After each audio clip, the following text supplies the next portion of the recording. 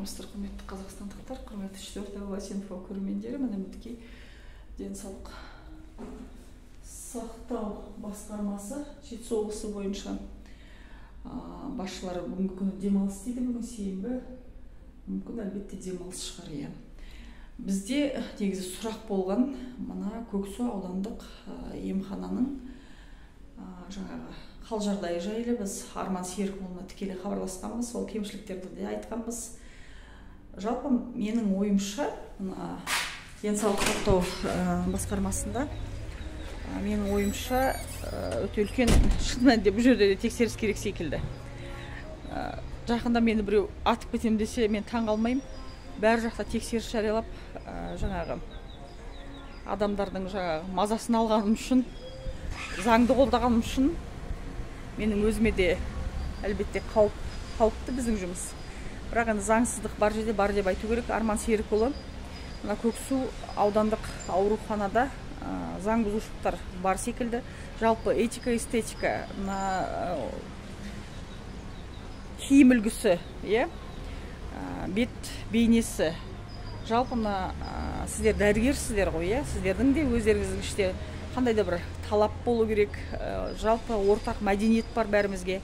Жалпы қазақ еліне лайықты бір жаңағы мәдениет болады. Сіздердің емханаларыңызда ешқандай мәдениет мен көрмедім. Көксу аудандық жаңағы ауруханада ешқандай тәртіп жоқ. Жалпы заң бұзушылықтар да көп секілді. Сондықтан енді Арман Серікұлы өзіңізге осы үндеу жолданады. Денсаулық сақтау басқармасына ден қойыңыз. Егер жұмыс жасай алмай жатқан жағдай болып жататын болса, онда енді мүмкін жұмыс жасайтын біреулер келу керек па, қалай екен. Енді бұл үндеуді Қазақстан Республикасының денсаулық сақтау министрі Ажар Ғаниятқа да жолдайтын боламыз. Жалпы осы біздің Жетісу облысында жалпы денсаулық сақтау саласы ақсап келе жатқандай. Жалпы заң бұзушылықтар көп, кемшілік тұстар көп секілді. Енді ол қазіргі басшының кінәсі ме жоқ па, мен оны айта алмаймын. Арман Серікұлы мен сізді енді өмірде бір-ақ рет көрген екем. Бірақ жалпы енді іс оңға баспаса, оны кімден сұрауымыз керек? Осыны айтсаңыздар, содан кейін Көксу аудандық емханаға үлкен тексеріс жариялауларыңызды сұраймын. Армысыздар, құрметті қазақстандықтар, мына Көксу ауданы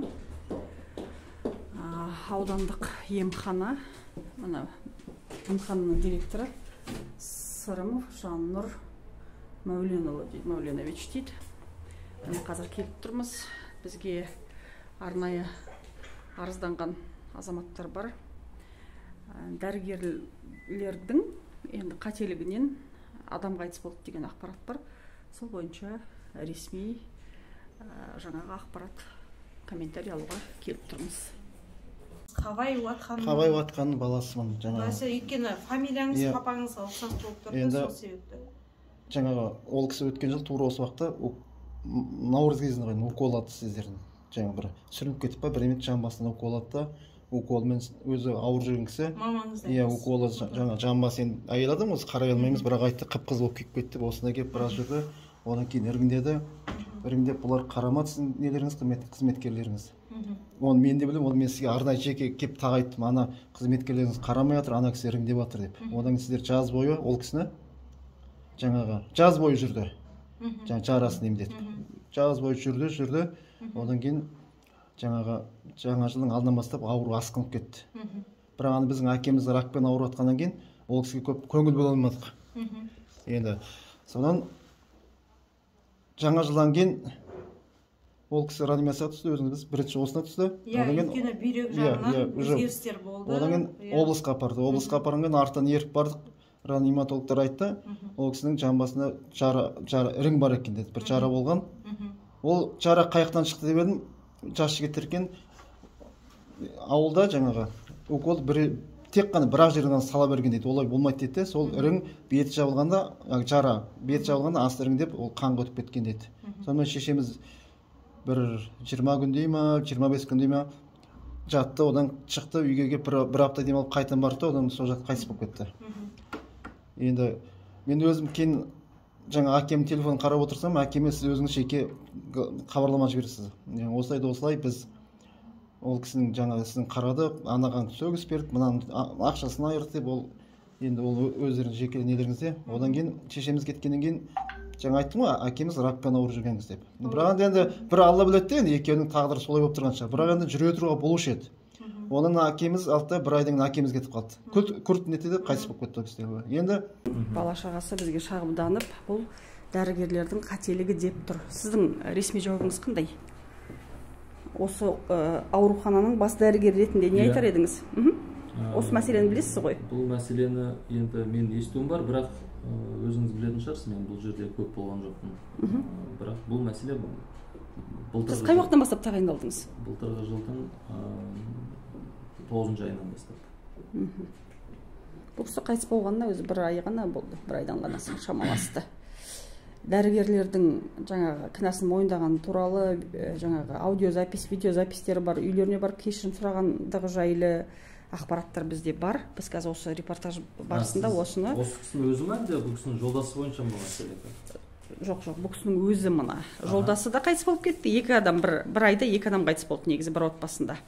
Бірақ осы әйел адам аналары ретінде, міне аналары дәрігерлердің кінәсінен қайтыс болды деп күмәнданып отыр. Бала шағасы хабарласты бізге. Міне келіні қазір кішкентай баласымен келді, көрдіңіз. Қандай да бір если күмәнданып ондай болатын болса, мәселе жоқ. Ресми түрде хат жазылатын болса, ол сұрақтың бәрі қаралады. Жоқ, енді ол по факту адам қайтыс болды. Егер сіздердің қателіктеріңіз болса, сіздер жағынан қандай да бір шара қолдандыңыздар ма? Жоқ. Адам қайтыс болды. Қараңыз, егер сіз айтып отырсыз ғой, егер қандай да бір наразылық болатын болса, егер туыстар жағынан, онда ресми түрде хат жазылады. Тиісті органдарға. Сол кісілер келіп бізді тексереді. Содан кейін қандай да бір қателік, дұрыс емес жағдай болса, дұрыс емес деп, дұрыс болса, дұрыс деп, сосын жауабын береді. Жоқ, сол қайтыс болып кеткеннен кейін ол кісілер сіздерге келген екен ғой, сіздердің дәрігерлеріңіз барған екен ол жерге. Енді осы факты неге тіркемегенсіздер сіздер? Келгенін, дәрігерлердің барған жайлы мен білмеймін. Білмейсіз? Жоқ, егер бізге келіп қандай да бір наразылық болса, ресми түрде хат жазылу керек. Сол кезде оның бәрі қаралады. Ол негізі заң сондай.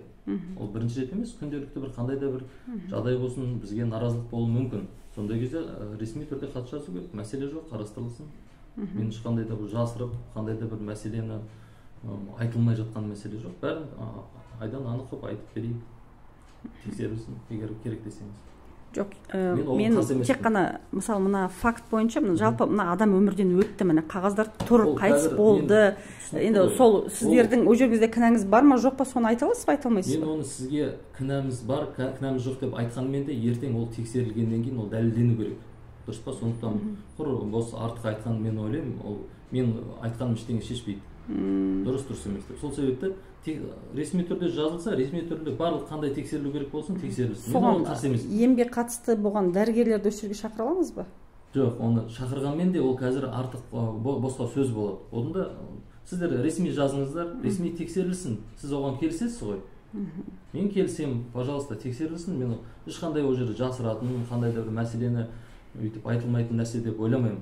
Бұл барлығы дұрыс емес болса, тиісті жаңағы адамдар өзінің несін алсын. Жақсы. Наказание дейді ғой. Жақсы. Болды.